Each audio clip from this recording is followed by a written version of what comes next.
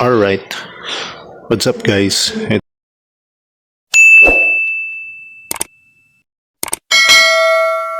It's me Blackjack and welcome back sa aking YouTube channel. At kung bago pa lang kayo sa aking YouTube channel ay huwag niyong kalimutan na click ang aking subscribe button. Sama niyo na rin ang aking bell notification para maging updated kayo sa mga videos na i-upload ko pa.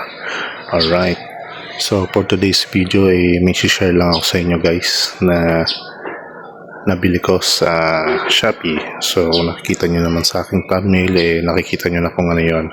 So walang iba kundi tanen ito yung malambot na hawakan na nabili ko sa Shopee. Madilim ano. Ayan, lagyan natin ng ilaw. Ganun din. Kaya mo na nga. Ayan. So ito yung grip na gawa sa goma o something. So yan, malambot siya sa kamay. Gawa ng yung kamay ko kasi kapag ka nagdadrive ako ng malayuan ayan, puro paltos na. Kung nakikita sa video yan masakit siya at hindi ako makatagal sa biyahe gawa ng masakit yung kamay ko. Although tag dito kahit naka-gloves ako masakit pa rin minsan nakakalimutan ko mag-gloves kaya ganyan.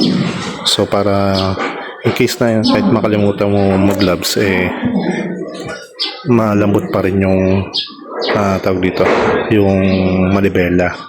Mahal naman kapag bibili ka ng mga grip na malambot.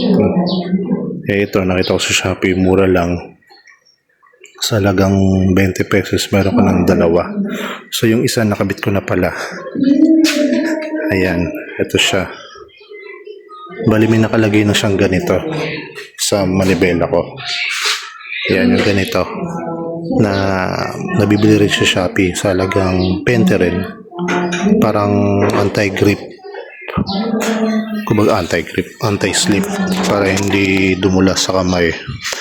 Malambot din naman siya, kaya lang nagkikreate nga ng palto sa kamay ko yung mga ganito.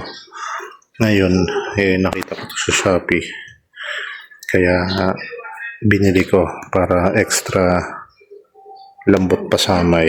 Alright, so paglagay lang naman ito is lalagyan mo ng langis. So meron ako dyan mga langis dyan at lalagyan natin to. Lalagyan natin ng konti sa ipasok natin. Alright, so wait lang. Lagyan muna natin ng langis yung loob nya, konti lang kasi katagalan namumuti ito sa loob.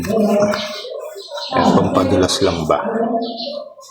Tapos pag meron na, ito naman dito lang sa mukha na. Nice.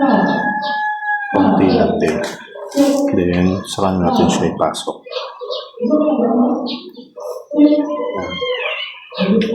Tulak lang natin siya. Madali lang siya.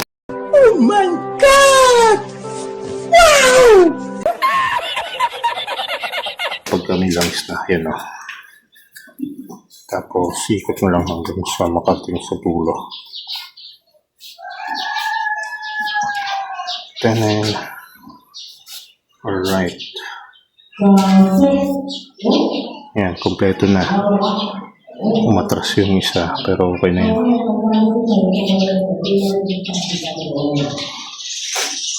Alright.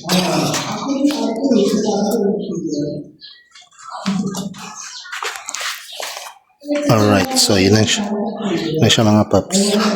Nalagay na natin yung another protection natin sa handle.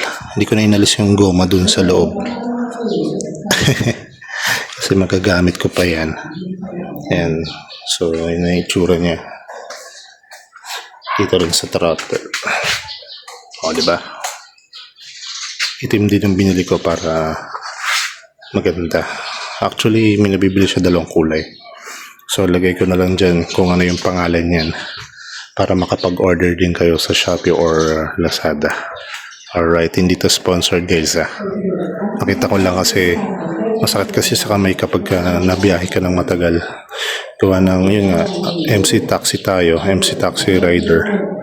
Matagal tayo sa kalsada at talagang bumibigay din yung kamay natin. Kakapaltulto siya. Dahil dito malaking tulong siya na mabawasan yung stress sa kamay dahil malambot yung hinahawakan natin. Medyo makapal nga lang siyang hawakan ngayon pero okay lang yan. Dagdag sa comfortability. Alright. So yun lang.